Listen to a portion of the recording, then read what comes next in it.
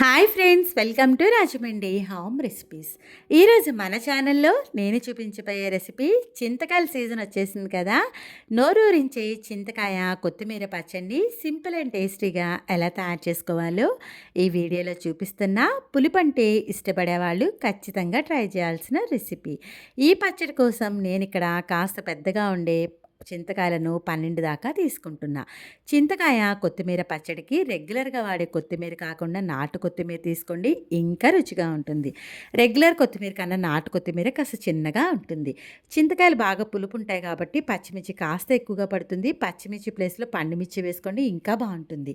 చింతకాయని శుభ్రంగా కడిగేసి చాక్తోటి ఈ విధంగా పొట్టుని తీసుకోవాలి. తీసుకున్న తర్వాత స్టార్టింగ్ ఎడ్జ్, ఎండింగ్ ఎడ్జ్లు ఇలా కట్ చేసి చింతకాయని మధ్యకి కట్ చేసుకోండి.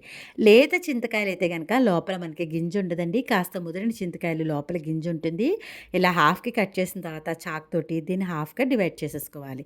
చూడండి, లోపల తెల్లటి గింజ ఉంది కదా, ఈ గింజని చాక్ సహాయంతో రిమూవ్ చేసేసుకోవాలి.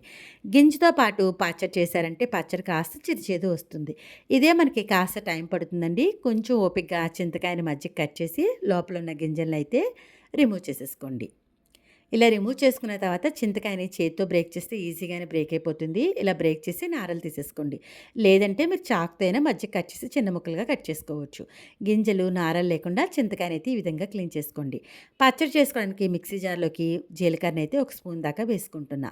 మనం ఆల్రెడీ క్లీన్ చేసి పెట్టుకున్న చింతకాయ ముక్కలన్నీ కూడా వేసుకోండి.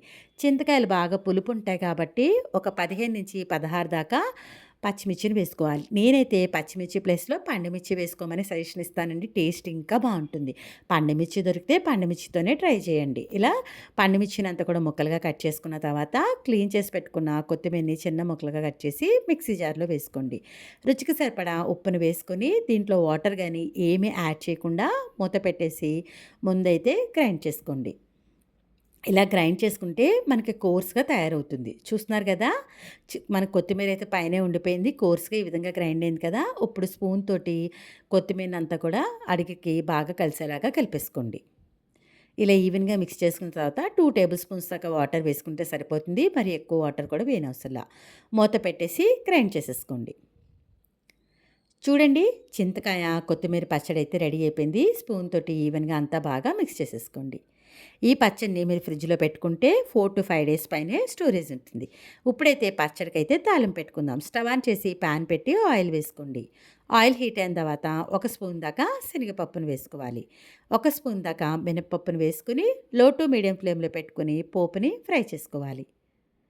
పోపు ఇలా మనకి కాస్త వేగిన తర్వాత దీంట్లోకి వెల్లుల్ని వేసుకొని లో ఫ్లేమ్లో పెట్టుకుని కలుపుతా ఫ్రై చేయండి.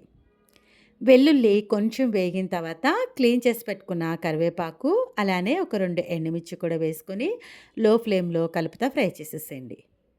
పోపులు ఇలా వేగిన తర్వాత మనం గ్రైండ్ చేసి పెట్టుకున్న చింతకాయ కొత్తిమీర పేస్ట్ని వేసేసుకోవాలి.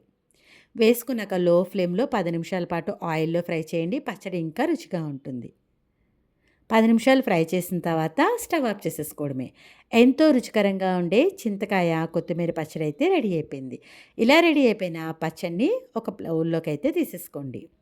చూస్తున్నారు కదా, చింతకాయ కొత్తిమీర పచ్చడి తయారు చేయడం ఇంత ఈజీగా అనిపించింది కదా. వీడియో నచ్చిందా? అయితే ఒక్క లైక్ ఇవ్వండి. మీరిచ్చే లైక్ వల్ల మన వీడియో ఇలాంటి మరికొంతమందికైతే రికమెండ్ అవుతుంది. ఇంకెందుకు ఆలస్యం, ఈ చింతకాయ కొత్తిమీర పచ్చడిని మీరు కూడా వేడి వేడి అన్నంలో పప్పు వేసుకొని ఈ పచ్చడి వేసుకొని దానిపైన నెయ్యి వేసుకొని కలుపుకొని తిన్న తర్వాత ఎలా వచ్చిందనేది మీ అమూల్యమైన ఫీడ్బ్యాక్ని మటుకు నా కామెంట్ సెక్షన్లో తెలియజేయడం మర్చిపోవద్దు. మీ అందరికీ నా వీడియో నచ్చిందనే అనుకుంటున్నా. Thanks for watching my video. Please like, comment, share, subscribe my channel.